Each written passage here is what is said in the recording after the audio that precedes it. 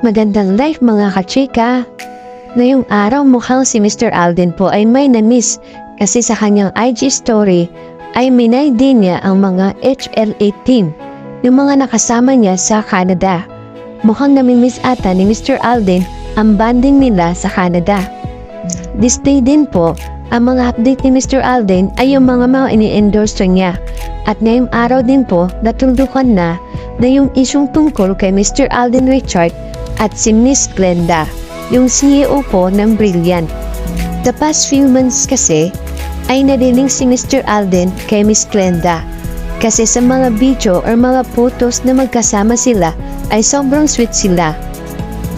At ngayong araw nga ay tinundukan na nga ni Miss Glenda ang mga isyong ito dahil pinakilala na nga po ni Miss Glenda ang bago niyang boyfriend. Matatandaan na si Miss Glenda po ay sanghiwalay na po sa dati niyang asawa at meron silang 2 anak.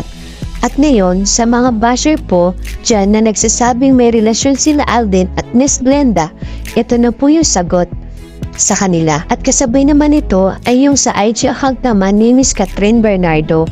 Ang tani lang natin nakita ay yung focus siya sa pag-workout. Parang normal lang kasi nga alam natin na lagi niya namang ginagawa ito bilang paghahanda sa mga events na kailangan niyang gawin.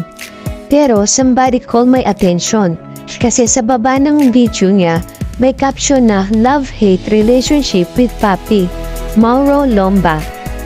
Kaya nga marami na namang netizen ang nagtatanong kung ano ba daw o bakit ganun ang caption ni Miss Catherine. Ano ba ibig sabihin nito or para saan ba ito? Kasi parang nakikita natin na parang walang ganap sa hotden.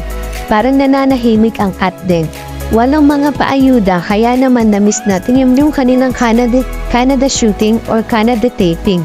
At least, halos araw-araw na may nakikita tayo na ganap na magkasama ang hotden.